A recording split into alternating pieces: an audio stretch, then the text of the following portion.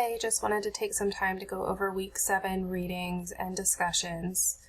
You will have 2 chapters in the textbook this week. The topic of this week is on serious mental illness.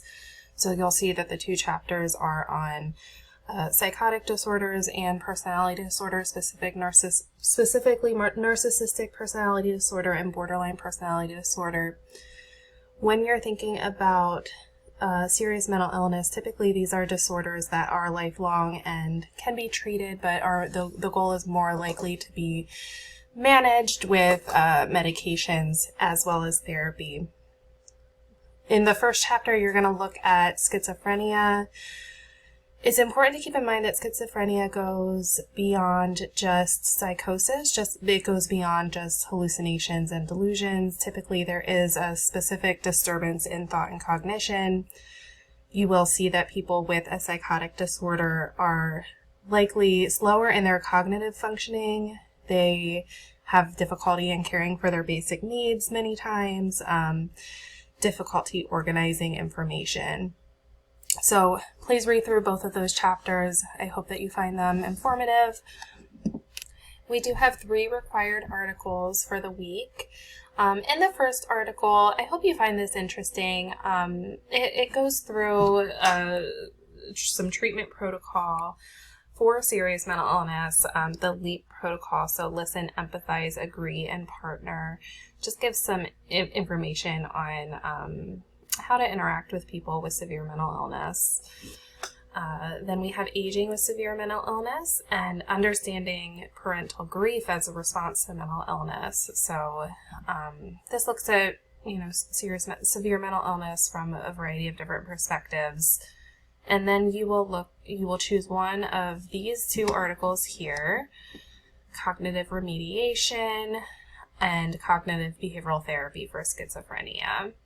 So 2 different approaches related to the treatment of schizophrenia. Moving on, we have some podcasts. I'm asking you to listen to all of these podcasts. The first one is on psychopharmacotherapy and social work. While we are not prescribing medication as social workers, it is incredibly important to have a basic understanding of different medications. There are many times that it's going to be important to understand these medications and how they're affecting our clients, as well as being able to, there might be times that you can even catch some discrepancies in medication that your clients might be prescribed and encourage them to, see a psychiatrist or see their primary care physician.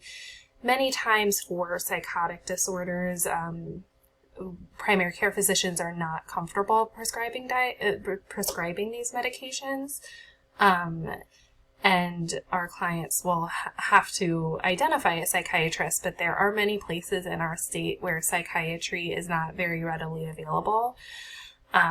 So it is important for us to understand how the medications impact our clients and which medications are approved for certain disorders.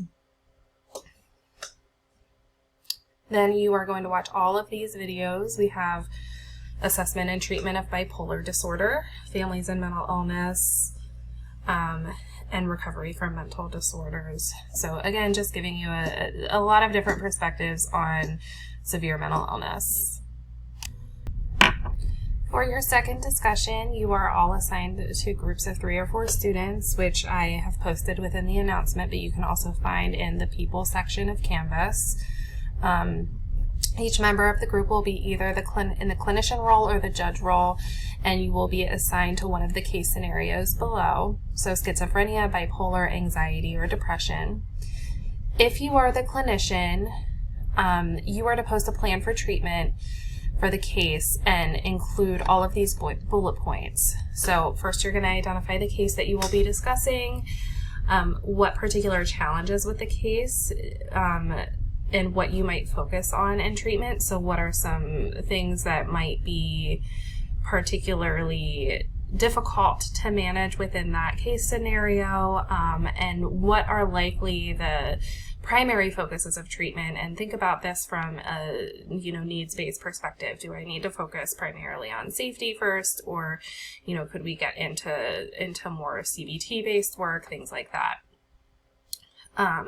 And then specific interventions that you would apply to the client, and skills with that intervention. So you'd be looking at, I'm just going to take CBT for an example, you would look at interventions related to CBT and then specific skills. So it might be identification of particular coping skills, it might be behavior activation, it might be cognitive restructuring. So those are the differences between intervention and skills. And then you're going to outline what you think the treatment would look like, and include how you would deal with some of those challenges that were identified in that second bullet point. I would like you to make sure to use course material specifically from this week, if relevant, to support why that treatment would be the best treatment for the client. So the clinician's post is due by Thursday, and if you are assigned to the judge role within your group, your post will not be due until Sunday, and you are going to read all of the clinician's posts within your group and describe which intervention you agree with most and why. So you are going to be taking supporting materials to know which one is either more evidence-based based on the course material that we have, and you also want to keep in mind which intervention would seem to be geared most specifically to the case scenario. Remember, there is no one-size-fits-all approach, and we want to make sure any approach or intervention that we use seems to fit with the particular client that we are working with. The clinicians are free to respond to the judge regarding their decision, but that is not required. So this being our final week of the course, I'm just asking you to post a little discussion post on your growth and development as a social worker at this point. Maybe can include some information about how this course has contributed to your development. You can maybe post some things that you would like to continue to work on as a social worker, what you might want to learn more about. Maybe you can identify some things that have shifted your identity as a social worker. I know that is something that is important to be very aware of yourself and know which approaches maybe fit more with you as a social worker, more within your beliefs and values, and which approaches might be the most similar to what your beliefs are. As well as, include some information about, managing things such as oppression, discrimination, and things of that nature, and how you feel you've grown as a social worker in that sense as well. You could reference things like your awareness of yourself. We did the personal narrative this course, and, how that might impact things such as countertransference. Really, this is just an anything post. Just want to hear your thoughts on your development. And then I would like you to follow up with at least one classmate, just provide some feedback and maybe just some encouragement, things that maybe you relate to, things of that nature. So that wraps up week 7, and that wraps up the course as well. If you have any questions about this week, just let me know. But I hope everyone has a great week.